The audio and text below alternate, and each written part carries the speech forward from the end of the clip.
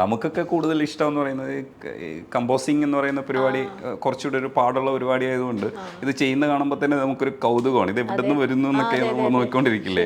അങ്ങനെ ഒരു സാധനം ഉണ്ടോ ഐഷുവിന്? ഉണ്ട്, ഒരു കഴിവ് തന്നെയല്ലേ.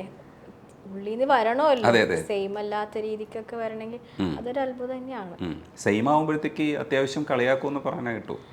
സെയിം ആവുമ്പോൾ ഞാൻ പറയും ഓൺ സ്പോട്ട്.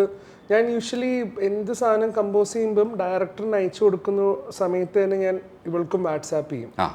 അപ്പം യൂഷ്വലി ട്യൂണൊക്കെ ചെയ്യുന്ന സമയത്ത് മിക്കപ്പോഴും ഇവള് രാത്രിയൊക്കെ ആകുമ്പോൾ ഇവരൊക്കെ ഉറങ്ങും. പിന്നെ നമ്മൾ നൈറ്റിലിരുന്ന് കമ്പോസ് ചെയ്യണം. അപ്പം ഇവളുടെ വാട്സാപ്പിൽ ഈ ട്രാക്ക് ഓൾറെഡി കിടക്കും. അപ്പോൾ ഇവള് രാവിലെ ഇരുന്നേക്കും ഫസ്റ്റ് ഇത് കേൾക്കും.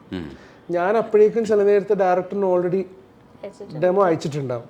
പലപ്പോഴും ഇവള് ഈ ട്രാക്ക് മറ്റേ ട്രാക്ക് പോലെയല്ലേ ഇത് മാറ്റി എന്ന് പറയുന്ന സന്ദർഭങ്ങൾ ഉണ്ടായിട്ടുണ്ട്.